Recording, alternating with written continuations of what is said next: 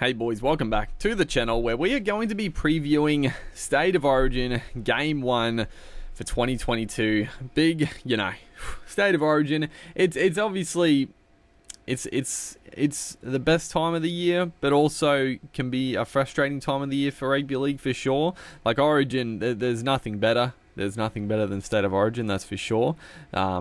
Well, if you win anyway. If you lose, yes, I'm always salty as if Queensland lose. But on the flip side, the regular NRL season is obviously pretty scuffed over this time. But regardless, it's gonna be a big game one. I feel like, I don't know. It's a weird place where both these teams are at, I feel. Queensland obviously had that, just the dynasty. They had just some of the greatest players to ever play. Couldn't lose.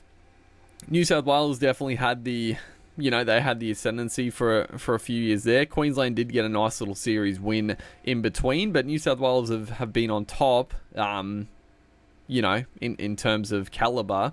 But I feel like things are starting to get a bit more level pegging in terms of players available. Some of the youngsters coming through. Should be an exciting game, an exciting series. I'm always nervous. Obviously, I'm tipping the Queenslanders. I'm tipping the Maroons. What's the score? Scoreline? There'll be some points. I reckon 24-18 to Queensland. That's my early prediction for the score. But let's delve into positional matchups, how they fare on paper, and go from there. So starting out with the fullbacks, James Tedesco, Kalen Ponga, the much maligned Kalen Ponga. He just no one seems to like Kalen Ponga anymore. I still think he plays excellent for a pretty terrible Knights team, and I think he'll have a massive Origin campaign. Playing in a great team, Kalen Ponga is going to go to another level. And I'm very excited to see what he can do. James Tedesco, I guess he's been a bit maligned as of late as well. But before all the injuries, everyone was adamant. Well, not everybody, but quite a few people were adamant that either Tom Trbojevic or Papenhuyzen should be the fullback for New South Wales. Now, even if those guys weren't injured, Tedesco was obviously going to keep his fullback spot. Like, he's the captain. He hasn't done anything too wrong this year. I feel like his form hasn't been at its best, but I think that's more of the Roosters not being at their best, more so Tedesco. I feel like Tedesco has played pretty much the same game he's played for a long time, but the Roosters just haven't been at their attacking best. But yeah, it's a good matchup. It's a good matchup here. They're very different plays, that's for sure. I mean, Ponga does get in and does a fair bit of work out the back as well, but not like Tedesco. Tedesco is one of those guys that's always on the footy. He's going to take 20 runs a game. Ponga, more creative, has a bit more attacking skill, I would say. A kicking game, better passing game for sure, in my opinion. Anyway, Tedesco, more dangerous running the footy from his own end, and always a nightmare through the ruck. But different play styles. So it'll be interesting to see who sort of comes out on top of this one. I feel like if New South Wales, if they get a roll on through the middle, then Tedesco is going to absolutely shine, because I mean that's how he plays his best footy. Quick play the balls, getting in behind the ruck, and just causes all sorts of havoc. So it'll be interesting to see. And I get the other thing, and I do feel like it is a bit of an issue with Tedesco, is that he's not the best at passing to his outside men at times. So when you've got some X factors out wide, sometimes you just need to give him the footy. And Tedesco occasionally it might be considered a bit of a ball hog at times, which it hasn't really hindered him too much. But I do think at times he there's opportunities that go begging, but that's been a bit nitpicking right there. There's obviously issues with Ponga's game as well. I'd say Tedesco is probably better defensively as well, but good matchup in the fullback stakes there, but very different fullbacks. Now the wingers, we have a couple of youngsters for the Queensland team, Selwyn Cobbo and Xavier Coates. Coates feels like he's a bit of a veteran at this point, but he's still extremely young. I don't know, is he 19? How old's Coates? Not old, not old at all. But obviously he's played a bit. Cobbo, the absolute baby face coming in, been in scintillating form. Do I think it's too early? No, not really. I don't know. I mean, this talk about I think there was other players that could have got the spot over him or Xavier Coates. Like my predicted team, I thought Tuolangi probably deserved a spot. Even Corey Oates has been very good. But, the talk about players being too young for Origin, I don't think it's really a factor as it used to be. I mean, Origin in the past was so brutal. You could get away with so much in tackles and late hits and all that sort of stuff. And it's not the same. Origin is still more physical than general NRL standard, and more things do get let go, but it's not what it used to be. So a young kid coming into Origin nowadays, it's nowhere near as it's still tough, but it's nowhere near like what it used to be where, they'd get absolutely belted. So, yeah, I think Cobbo will do a good job. He's obviously, he's got some errors in his game, but he's also got that match-winning ability. So, exciting to see the two speedsters, the tall speedsters as well, the leapers for Queensland. On the other side, we got Daniel Tupou and Brian To'o. Interesting. Tupou obviously taking out Addo-Carr's spot, which I'm baffled. I'm baffled by the dropping of Addo-Carr and not To'o, because I mean To'o has been out injured with a serious injury for a while. Well, he's obviously been back for a few weeks now, but he was out for a long time. And he's come back and he's looked fine. Like he's been a bit of a, he's been tackle breaking, he's been making a lot of meters, but he definitely hasn't been at his best he was last year, which is understandable coming back from an injury like that.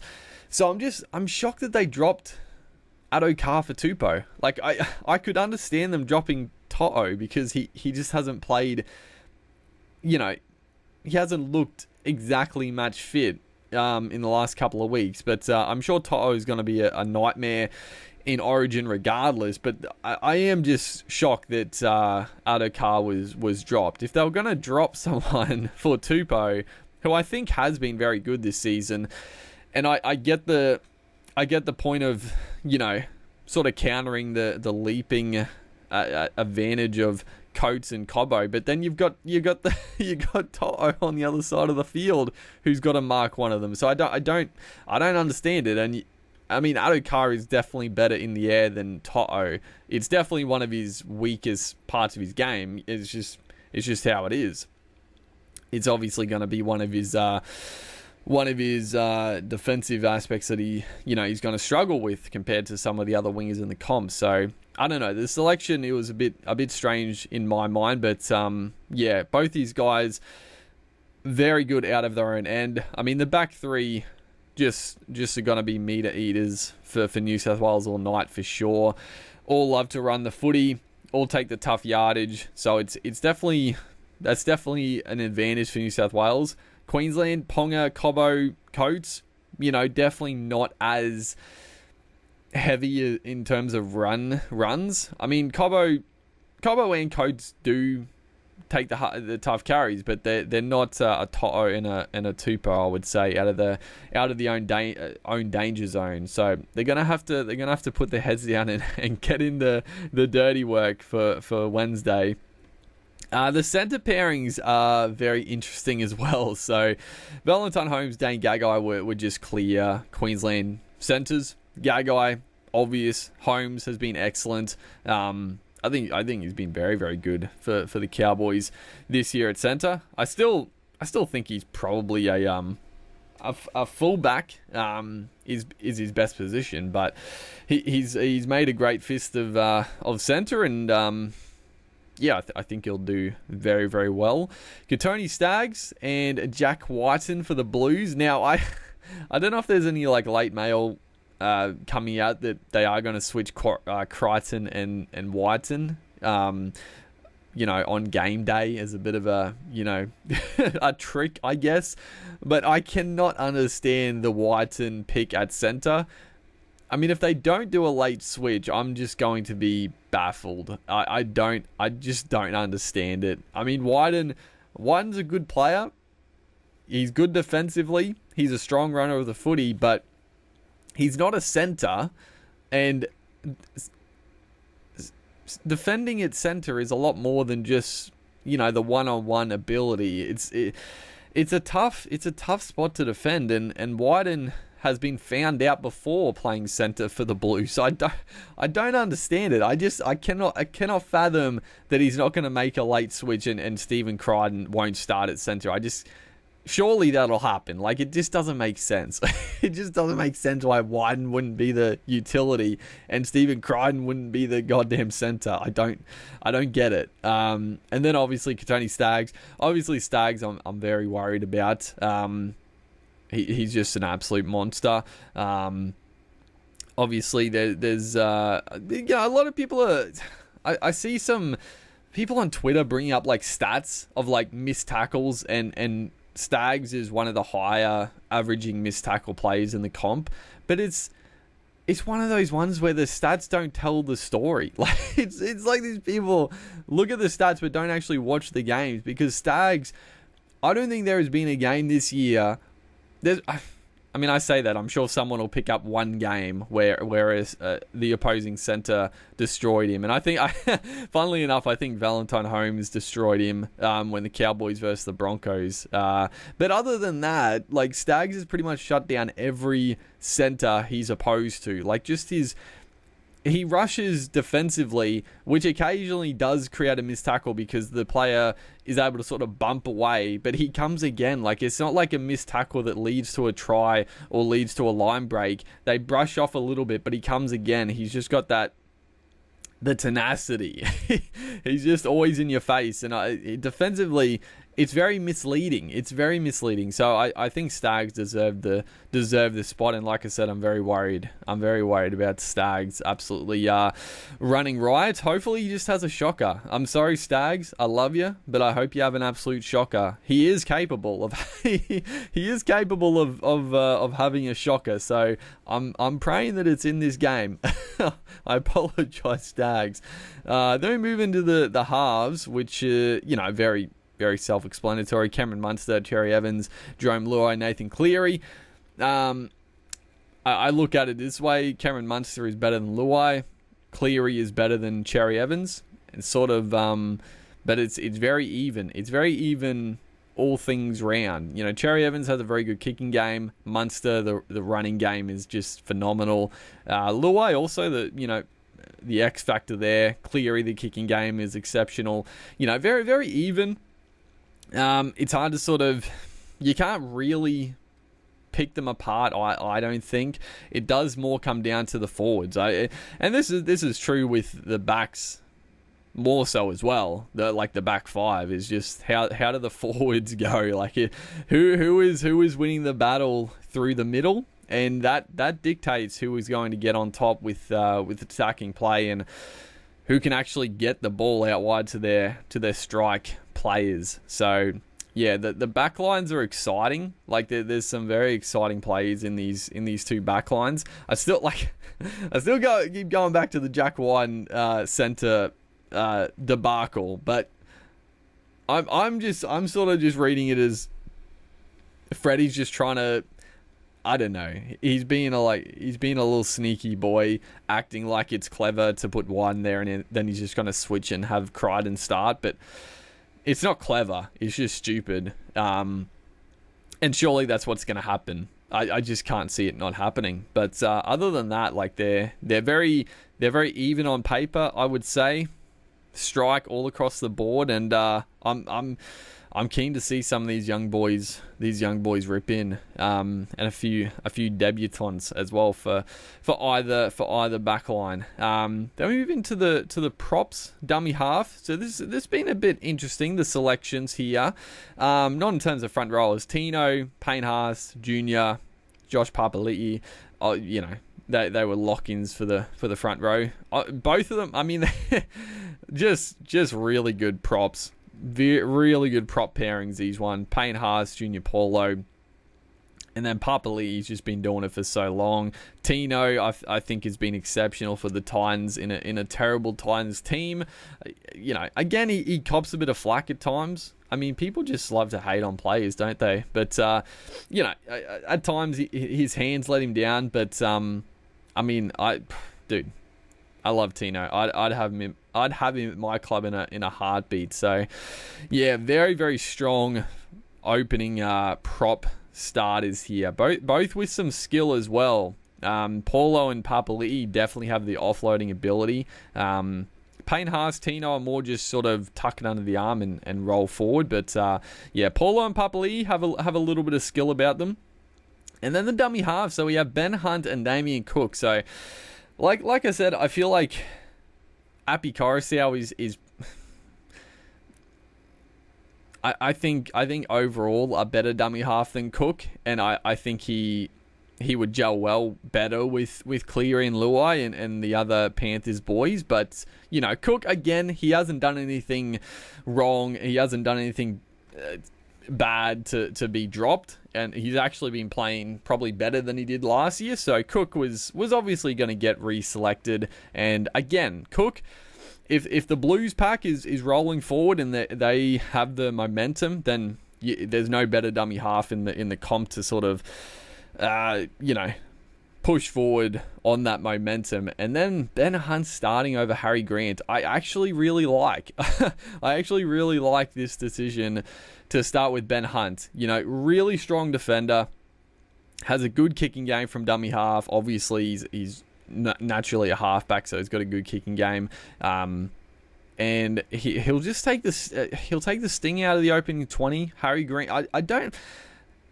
Yeah, it'll be interesting to see what they do with the rotation, because I don't feel like Ben Hunt will go off after like 20-30 minutes. I feel like Grant will come on and Ben Hunt will probably go. The way I'm thinking they'll do is maybe 30 minutes, 25 minutes maybe. Grant comes on, Ben Hunt goes to lock, and Cotter moves into the front row to replace Tino or Josh Papali'i, depending. I feel like that's maybe the way they'll think about it. It does leave the pack pretty small, but if the sort of the aggression is worn out a little bit, having those quicker guys around the ruck could be pretty dangerous for the Blues. Maybe they'll play it like that. But I really like the Ben Hunt pick up there, or starting it at dummy half. I think it's a good little strategy there. I think it's a good strategy. Moving into the back row. So this way, it's a bit again another weird selection here. So Cameron Murray, I do feel like this is also a bit of a waste, right? Because Cameron Murray, I mean, he's a lock, and he's arguably the best lock in the comp. Obviously, Yo is there, and Yo deserves his spot, and Yo is probably the best lock in the game, but they're very different players. I mean, Murray can pass the footy as well, but Murray is a far better runner of the footy than Yo, that is for sure. The offloading, just the quick play the ball in tandem with Cook is just such a weapon.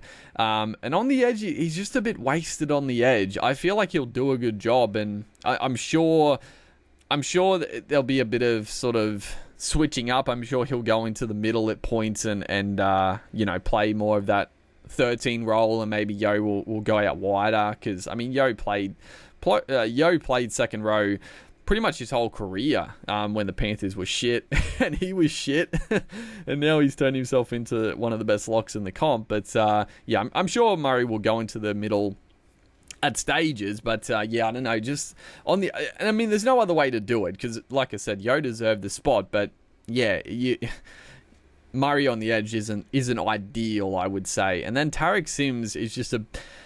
I feel like there was better options. I mean, as a Queenslander, yeah, he's tough. He puts pressure on the halves all the time, but I mean, he's barely been getting a run for the Dragons.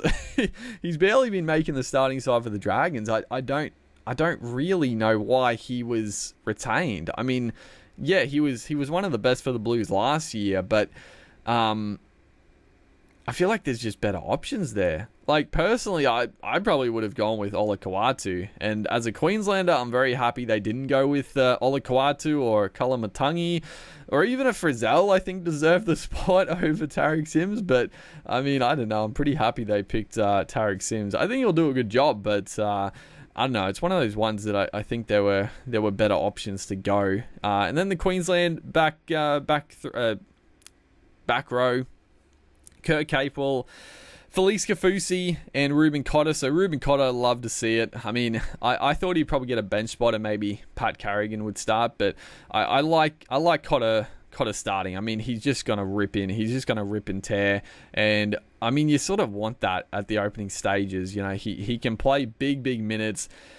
The fitness is just off the chart. So that's massive. Having a guy like Cotter to just absolutely go ballistic for, I don't know.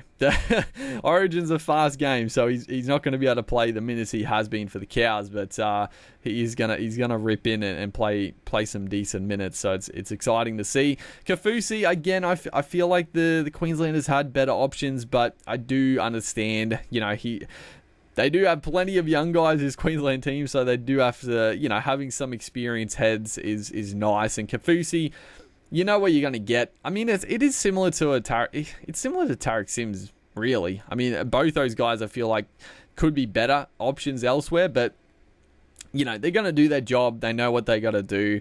They're not going to let them down. So, yeah, I understand the selections. And Kurt Capewell, I think he's been excellent for the Broncos. You know, he's sort of shown that he wasn't just sort of propped up by the Panthers. You know, I'm sure there's going to be plenty of guys that leave the Panthers over the next couple of years that turn out to be not as good as what they think they are.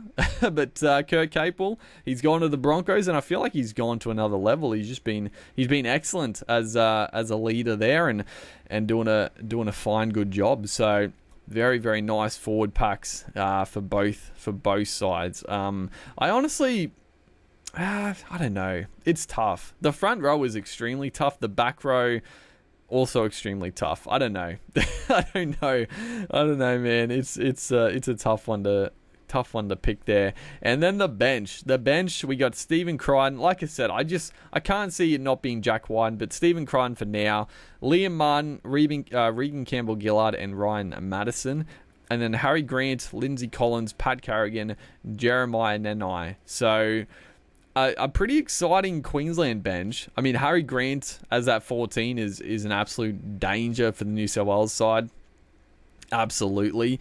Lindsay Collins, I didn't have Lindsay Collins in my team. I felt like there were probably some better options than Collins, you know. But he's been pretty good. Like, obviously, he came back from a serious injury. He was a bit slow getting started, but he started to string a couple of decent games together. And they probably did need one of those big bodies on the bench. So I understand the selection. Pat Carrigan has been huge for the Broncos. I love the selection there.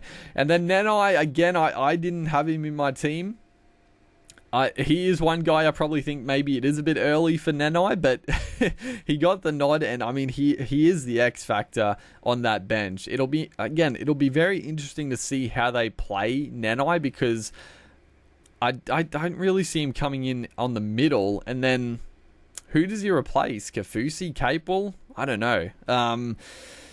It'll be interesting to see how they use Nanai, but a very exciting Queensland bench. I feel like it's pretty strong. It's very strong overall. And then the Blues, like I said, Crichton, it is what it is. Liam Martin, I mean, Liam Martin, I feel I feel like Liam Martin deserved the spot, but I also think he's not as good as a lot of people think he is, but that's just my opinion. Campbell Gillard, I think, has been excellent for the Eels for the last couple of years, so I think he deserved a recall to the Blues. And then Ryan Madison has also been very good coming off the bench for the Eels, so I understand him getting selected as well, but and he's a bit of a danger for the Queenslanders. I feel like just that offloading ability, very good defensively. So I think Madison is sort of the danger on the bench here. But overall, I feel like the Queensland bench is quite a bit stronger in my mind. But yeah, overall, this should be a very exciting game. I just hope Queensland win. I'm gonna be so nervous. I'm gonna be so nervous. I always am. Even when Queensland were winning every series.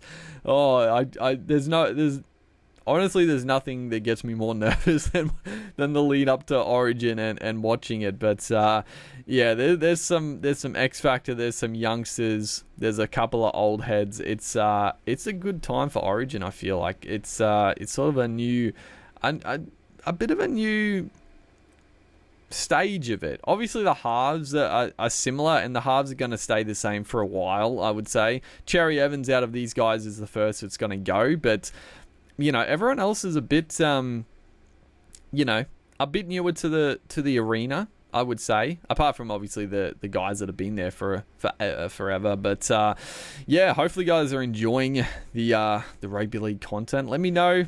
Let me know in the comments who you've got, who you're tipping. Obviously, the Queenslanders are going to tip Queensland. New South Wales are going to tip New South Wales. But I'm interested to see what you guys think about the two teams on paper here. And yeah, stay tuned for more. And good luck to the Queenslanders tomorrow. Not to the Blues. Hopefully, you play terribly. But I'll see you guys in the next one.